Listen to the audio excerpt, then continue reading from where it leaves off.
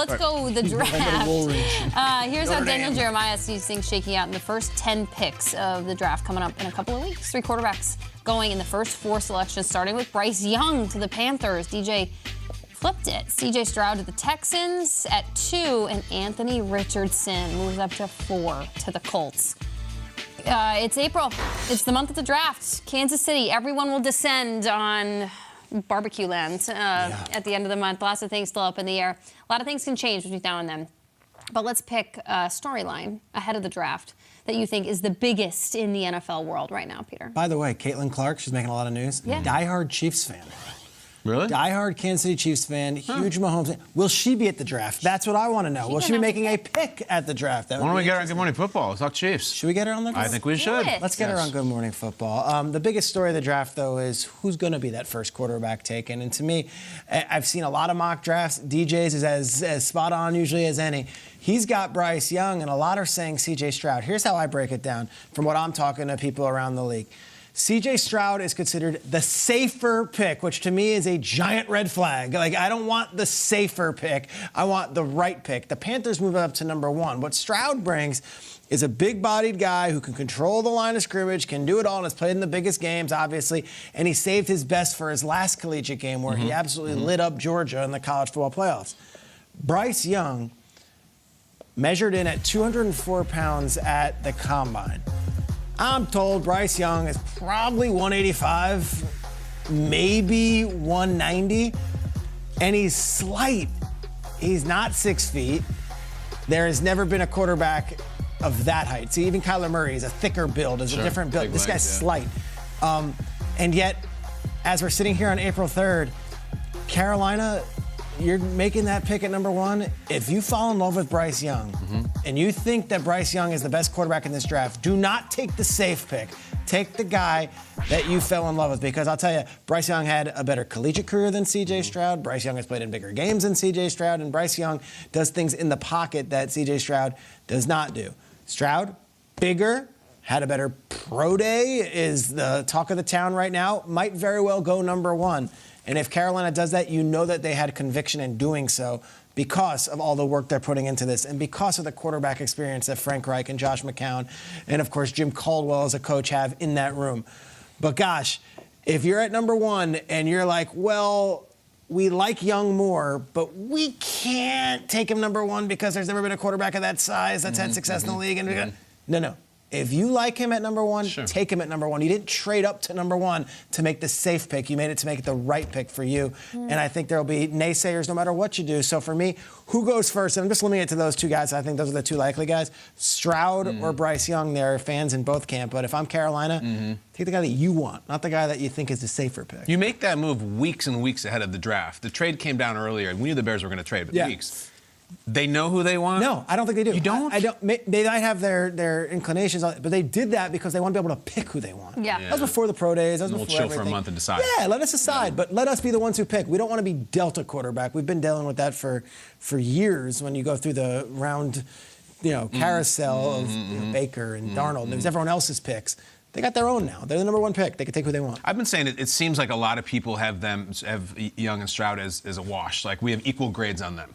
Well, then you take Stroud. Like, if you have the same, we like them the same, then you take the big athlete. Like, I think that is the tiebreaker without a doubt, unless there's just some itch you just have to scratch. You just love Bryce Young that much. I look deeper, and maybe a few picks deeper, and maybe not deeper. I think Anthony Richardson is the most interesting pick of this draft and the most electric. There is a tradition in drafts where there are the guys who are the highest rated, and that's interesting and that's great. But then there's these ones with sizzle that come a little bit later. Like, think, Lamar going late in the first round was like, oh my God, Lamar, look how far he fell. Like, there was a lot of eyes on him. Even if you go back to the Eli Manning draft, Eli was going to go number 1, and then Phillip Rivers is this solid, big, strong-arm quarterback. And then there's this guy from the MAC, Roethlisberger. When he gets taken, you're like, oh man, that's the one you're kind of waiting on. This is the sizzle pick right here. And listen, it's my favorite prospect in the draft. I love what he represents. I love the risk. I love the upside. I love the ceiling. I love all of that. Some team is going to say, Here we go, guys. Put the card in. We're taking Richardson, and we know all the slights, and we know all the inexperience, but we're doing it anyways, and it could be really, really high. Or who the hell knows? Maybe the word gets out between now and then that such and such is with the deal with him, and he just falls. It's the most interesting one to me. I know Stroud and you're going to go really, really high. Who the hell knows with Levis? But Richardson, to me, is sort of the sizzle rock star, like the bring down the house pick, be it really early or really late. That's the one I'm waiting for. When that pick's in, let's go. Yeah, I think the fan base for whatever team drafts him is going to go nuts. And you talked about former drafts that's similar to, like Josh Allen, when he came out, everybody said he had incompletion percentage concerns. It was his accuracy, and look at how that panned out. So Richardson, can't wait to see it. You guys are both going quarterbacks, and look, we all know it's a quarterback draft. I'm kind of going to like turn left here and not go player, but team. Yeah. The Detroit Lions right now. We were talking about them earlier on the show about, like, man, all this hype now, and it's like Lions fans, I think, are getting a little nervous. Like, all right, everybody's being a little too nice to us and talking about us too much. That division's wide open. We talked about it last week about, the NFC North being wide open. The Detroit Lions have 4 picks in the first 2 rounds, and they've got the 6th pick overall, and they've also got the 18th pick. Now, I tell you what, if Richardson's there at 6, Kyle, I mean, could Dan Campbell say, look, let's go a future guy? I mean, I don't know what Detroit thinks about that, but that could be a huge pick for them. But I think coming out of this draft, we're going to be talking about the Detroit Lions and what they did in this draft with those 2 first-round picks and how they added to this puzzle. And I think we're going to come out and saying that they are the top dog in that division based on what they did in this draft and based on how they finished last season. So Detroit Lions with those 2 first-round picks. Fun to say. They've had a lot of high picks in the first round over the last few years, but 2 in this draft right here, it could really help them out. You guys have probably talked a lot about the Lions the last 2 weeks. I haven't been here. Obviously, C.J. Gardner-Johnson's a huge pickup. The David Montgomery from Jamal Williams, was that broken down a bit? I think it's a very interesting deal. Williams wanted a certain number. The Lions weren't willing to go there. Montgomery says, I'll take that number, and Williams ends up going to New Orleans. But there was a certain mojo they had, and Jamal Williams was one of those guys, the Pied Piper in the locker room, and they all kind of... I wonder if the dynamic of the personality changes a little bit when you just take out one of the biggest personalities on the team and you just insert another guy. And Jamal Williams' introductory press conference in New Orleans was as expected. As we wanted, As expected. I hear you on these 2 guys already went quarterback, and then you went with the team. I'm going to go back to the quarterback. I feel like I have to apologize, but I'm going to. Marsha. I think there is a question that I have as to how many quarterbacks will go early, because the 2 guys at the top of the list, Bryce Young and C.J. Stroud, are excellent, and their skills are well mapped out. But all of a sudden, you get to that number 3 pick. The Arizona Cardinals are sitting there. They do not need a quarterback. Does a team, the 6 through 12 picks, do they jump up and go to 3? And then they pick a guy. They pick a quarterback, let's say, a team that's at 6 through 12. And then the Colts are still sitting there at 4. Well, we still need a guy. All of a sudden, do you have a run of 4 quarterbacks that go 1 through 4? Because there are teams that are in need, that are on the list, that could jump to 3.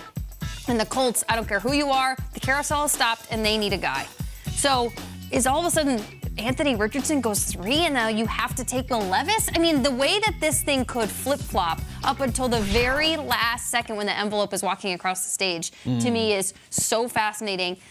For as much as this year's draft, Kyle, is Electric Factory compared to last year's cup of chamomile tea, this one I am on board for, because the number of quarterbacks and the teams that are in dire need. I had a pain scale going last week. How bad is the pain without a quarterback? Some were at a 10. Okay, some is like, just put me out of my misery. I hear that. They have to take a guy. So how many could go early? You got the 4 right there, obviously. They're all going to go top 15, top 10 probably. Yeah. Hendon Hooker is a very interesting one. He's 25 years old. He's the Tennessee quarterback coming off a major injury. Is there a team willing in the top 10 to go that high? Now, Mike Tannenbaum's a former NFL GM, works on ESPN, he's on the 33rd team. He had Hooker going 5th to the Seahawks, and people lost their minds. But you know how this goes. Once quarterbacks start going, teams get a little antsy, and it's like, and I wonder if he gets pushed up higher in the draft. Hendon Hooker has a lot more high-level college experience than Anthony Richardson does, but he needs the same thing that Richardson does, which is a season to get under his belt. He only tore his ACL last November for Tennessee. He had surgery in early December. He's just now starting to throw standing. He got off his throwing off of his knees at the combine. So Hendon Hooker needs time still. So for a team that has a guy for 1 to 2 years still, like the Seahawks, like the Lions, they could take Hendon Hooker and comfortably have him for the following seasons. Yeah, and I think next year's draft, you're already circling guys like May and Caleb Will, all those guys. Teams, you think the teams are going to wait? Guess what? These front offices, these coaches, no job is secure. You go and you get your guy if you want him, and you get him this year. You can't bank on next year. Let me ask you. Got to be available. Snowball's chance in hell. The Cardinals take a quarterback. 0. 0? 0. They're in a Kyler. He's a new coach, injured. They like it. He's paid. Kyler survived the firing of a general manager, firing of a coach, and all this stuff. I feel like Kyler's the one pillar. What are the chances that somebody leaps in front of the Colts? Yeah, very good chance. Right there. You talked about the Raiders. That might be a possibility. There's several teams. Jim Irsay, if that happens. I would be remiss not to add to the name of the game here was the biggest story of the 2023 NFL Draft. To me, it's also, let's put it on the list, if the Jets still have that pick at 13. Because that is a part of a draft conversation, even though it's more Aaron Rodgers-centric. But let's just put it out there. We want to make sure we knew that we weren't forgetting.